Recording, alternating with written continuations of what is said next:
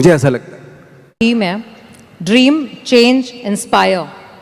और हम सब लोग बैठ के बात कर रहे थे और हमको ये लग रहा था कि अगर ये थीम सूट करता है ना तो वो बहुत कुछ आप पे सूट करता है। बिकॉज आपने एक सपना देखा, आपने बदलाव लाने और दिखाने की चाहत रखी, और आज आप इस स्टेज पे नहीं, दुनिया के बहुत बड़े स्टेजों पे खड़े होके हर एक एक्टर को इंस्पायर कर रहे हैं। और आज यहाँ पे जितने लोग हैं वो इसलिए हैं क्योंकि वो भी आपसे वो इंस्पिरेशन देख करके, समझ करके, इस बात से जब वापस जाएंगे तो सिर्फ ये जानना चाहते हैं कि नवाजुद्दीन सिद्दीकी, जिन्होंने सारे चैलेंजेस देखे और सफलता इतनी पाई है, जो बहुत, जैसे कहते हैं ना, आप कह रहे थे कि मैं 5 फुट 6 इंच गोरा नहीं, बट बहुत सारे गोरे और बहुत सारे 6 फुट लोगों ने कभी सोचा भी नहीं होगा जो इन्होंने पाया है।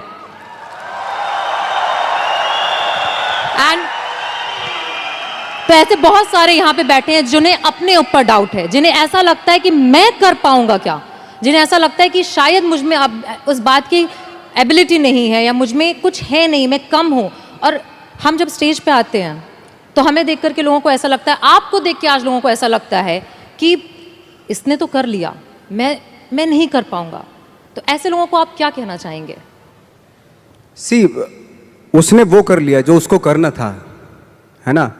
आपको वो करना है जो आपको करना है। अगर आप ये सोचेंगे कि उसने जो उसको करना था उसने कर लिया, अब मैं क्या करूं, तो फिर तो आप कुछ नहीं कर पाएंगे, क्योंकि आप तो फॉलो उसी को कर रहे हो। बिल्कुल। आपको खुद की अपनी आवाज़ सुननी पड़ेगी। एक्चुअली मैं क्या करना चाहता हूं, इस मामले में बहुत ही इंडिविजुअल होना पड़ेगा, बहुत ही प्राइवेट होना पड़ेगा आपको, कि मैं क्या करना चाहता हूं, मेरे क्या थॉट हैं, मेरे क्या ड्रीम्स हैं। पहले तो सपने देखने पड़ेंगे आपको, और सपने में भी कंजूसी नहीं करनी चाहिए।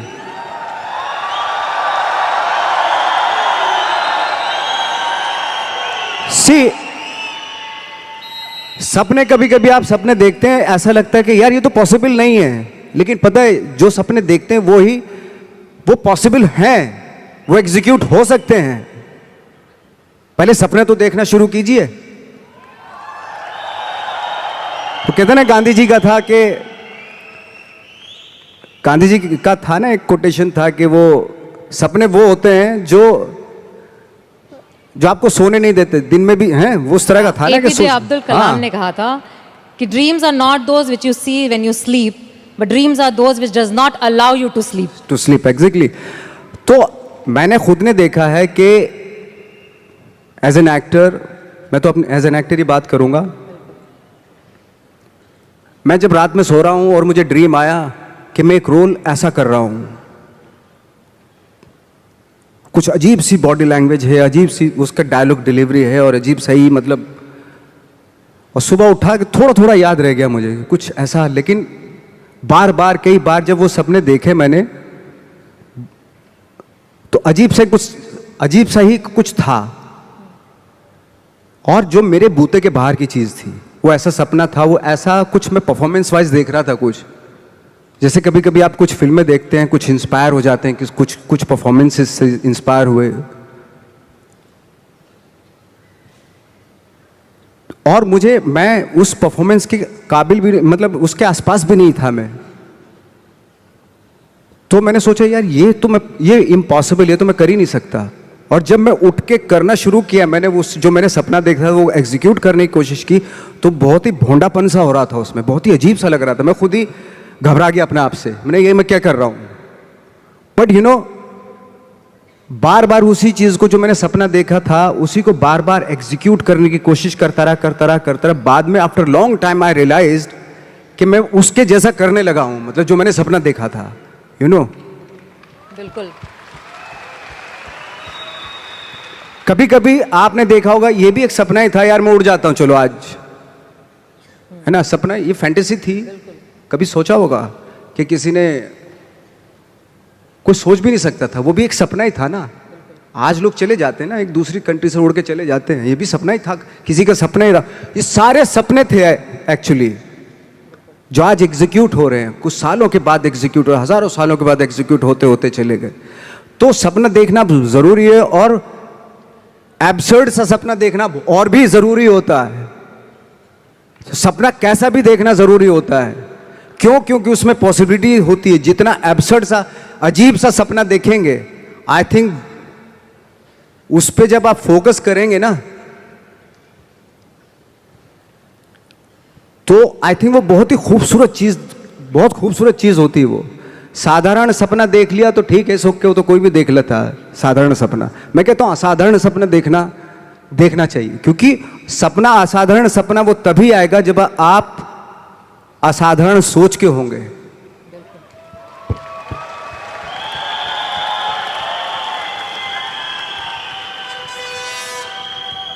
आपकी एक बहुत बहुत बहुत बहुत, मतलब कितने बहुत लगाऊं शायद कम होगा मेरे हिसाब से, एक सीरीज है, मैंने बोला ना, एक्चुअली नाम भी बोलने की जरूरत नहीं है, सेक्रेड गेम्स। नेटफ्लिक्स पे इस समय सबसे ज्यादा वॉच सीरीज में से है।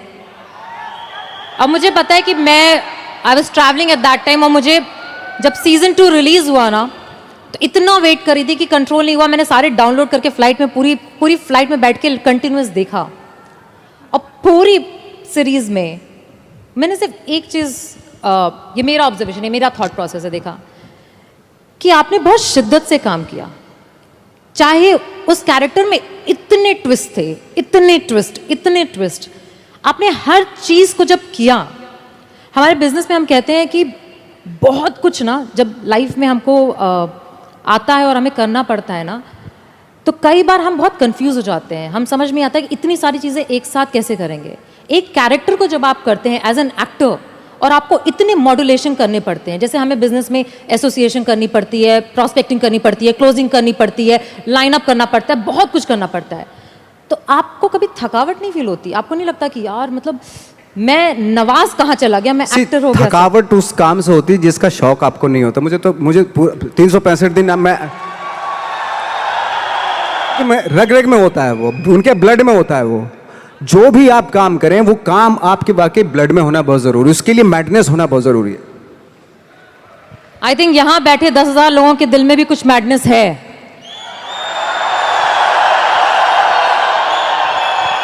ये उनकी एनर्जी से पता चलता है, क्योंकि हर बार जब भी कोई ऐसी बात की जाती है, उनका रिस्पॉन्स जो होता है वो 100% होता है। इसी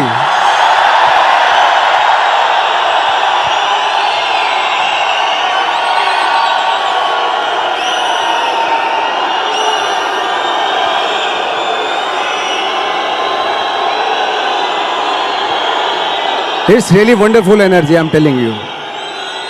Beautiful energy. ये एनर्जी बचा के रखनी है काम के लिए, हमेशा के लिए बचा के रखनी है एनर्जी। जब मैं तो इतने, हम लोगों का था कि इतने बेशरम हो गए थे हम लोग, जब बोलते थे ना हमसे कि यार मुश्किल है, हम तो मैंने कि बेशरम बनना पड़ता है, बहुत ज़रूरी है। कहाँ जाएगी सक्सेस? सक्सेस के लिए ना बेशरम बनना पड़ता है। ऐसा बन जाओ कि सक्सेस भी शर्मा जाए।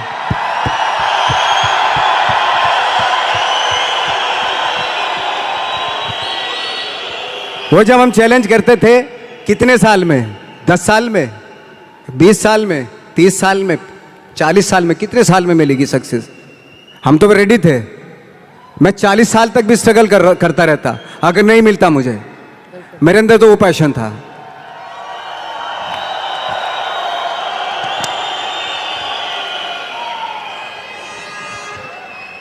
अगर मैं दिल से बोलूं तो नवाज, यहाँ पे बैठे जितने भी लोग हैं, और जैसे मैंने आपको बताया, हर इंसान के पीछे एक कहानी है कि वो कैसे यहाँ पे आकर के बैठा है।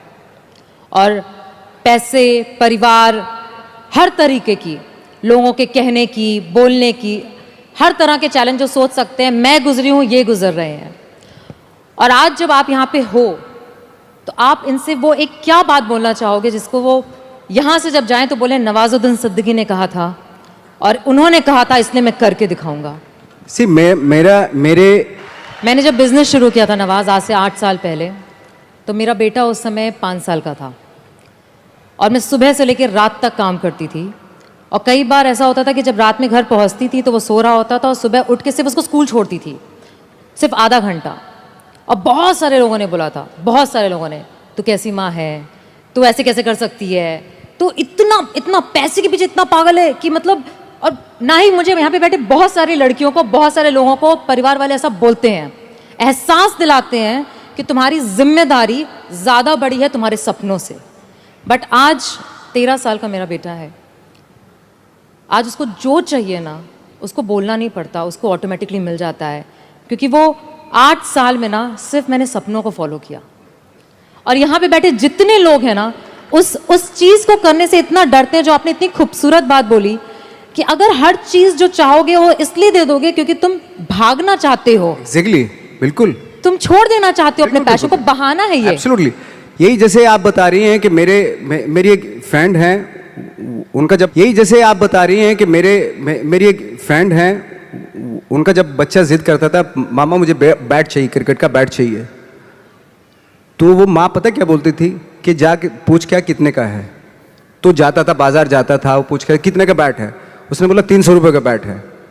बोले, और जब माँ से बोलता था कि मामा 300 रुपये का बैट है, तो दोबारा माँ उसको क्या टास्क देती मालूम है, उसको बोलती थी जा अब पूछ क्या कि डिस्काउंट कब मिलेगा इसके ऊपर। तो दोबारा जाता था वो उसी शॉप पे, अंकल ये डिस्काउंट कब आएगा इसके ऊपर। बेटा 3 महीने के बाद आएगा इसके ऊपर डिस्काउंट। तो माँ बोलती थी अब बेटा 3 महीने डिस्काउंट आ जाएगा ना तभी लेना। तो 3 महीने तक वो बैठता था। पेशेंस ये सारी चीज़ें सिखाना, वो आप लेने को तो दिलवा सकते हैं, तभी दिलवा सकते थे, लेकिन उसके जो 3 महीने बीते उसमें पेशेंस में, वो आगे उसकी लाइफ में काम आएंगे।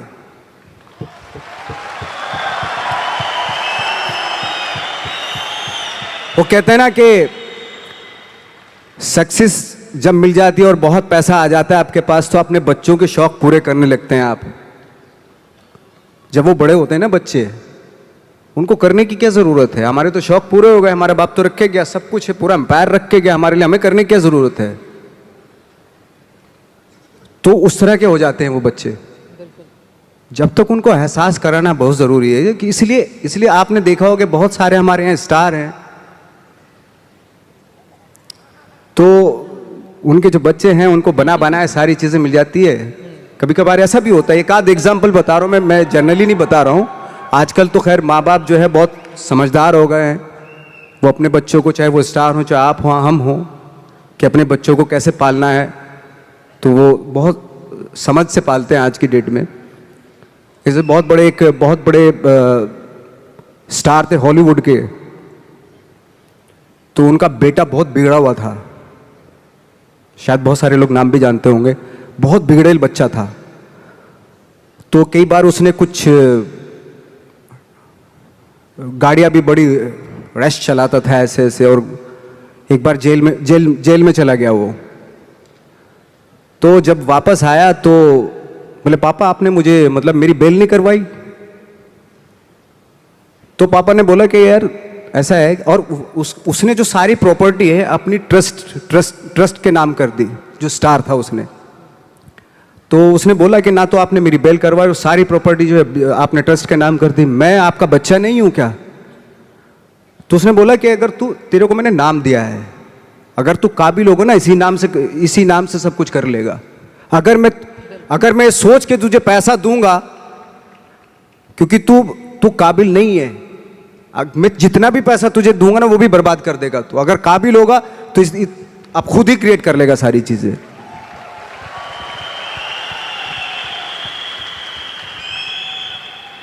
प्यार की भी कहते हैं ना कि इंतहा होती है, तो बहुत जरूरी रिस्पॉन्सिबिलिटी, जैसा भी आपने बोला, जिम्मेदारी बहुत जरूरी होती है। प्यार में अगर बच्चा बह गया, या प्यार में जब बह जाते हैं तो बह जाते हैं, फिर बह ही जाते हैं, यू नो ऐसा होता है। हमारे यहाँ जितने लोग यहाँ पे बैठे हैं ना नवाज, वो एक टर्म हम यूज़ करते हैं, अपलाइन डाउनलाइन। जो ऊपर वाला है वो अपलाइन है, जो नीचे वाला है वो डाउनलाइन है। और सारे डाउनलाइन माँ बाप की तरह समझते हैं अपलाइन को। और जितनी आपने बातें बोली वो सारी कुछ यहाँ पे उसी तरीके से ही लागू होती हैं कि लोगों को ऐसा लगता है कि आप तो सक्सेसफुल हो तो हमको तो दे दो, कर दो, हेल्प कर दो, एक डीआर कर दो, कुछ नीचे डाल दो, जेनोलॉजी बढ़ा दो, मेरे प्लान्स कर दो। बट माँ बाप जो हम लोग हैं वो हर बार कहते हैं खुद करो, खुद सीखो, खुद समझो, खुद गिरो, खुद उठो। और जितने लोग यहाँ बैठे हैं वो बहुत बार गिर चुके हैं और हर बार उनको ये भी पता है कि गिरते हैं तो माँ बाप हमेशा होते हैं उठाने के लिए, बट गिरना ज़रूरी है। गिरना ज़रूर, बिल्कुल बिल्कुल गिरना ज़रूरी है। वो कहते हैं ना कि फील्ड में रहोगे तो छक्का लगता है। क्रिकेट के हिसाब से देखें, पवेलियन में बैठ के थोड़ा ना छक्का लगता है, फील्ड में रह के छक्का लगता है।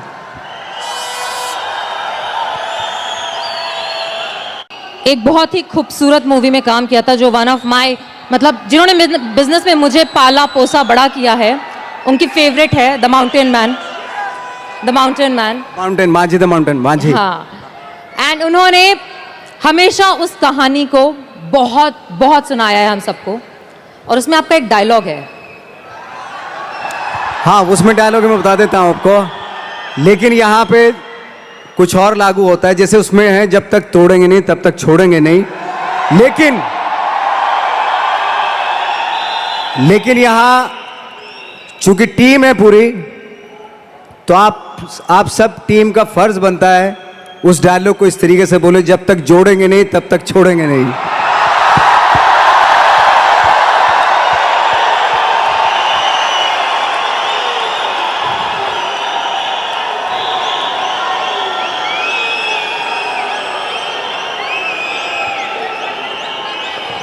तोड़ने से पहाड़ टूटता है, फिल्म में ये था, लेकिन आपके जुड़ने से पहाड़ बनता है, ये सच है।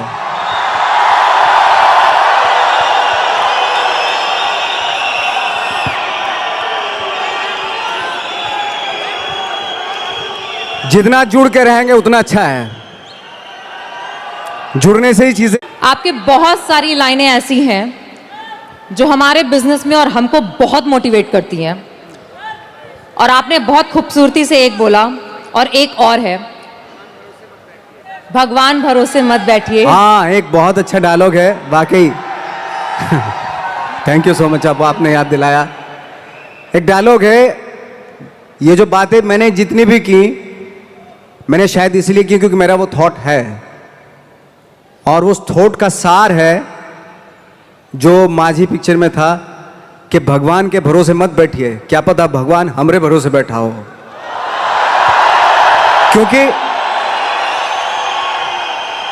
क्योंकि भगवान भी वेट करता है। भगवान वेट करता है, ये खड़ा होके कुछ करेगा तो मैं इसका साथ दूंगा। घर में लेटे लेटे रूम में भगवान भी साथ नहीं देता उसका।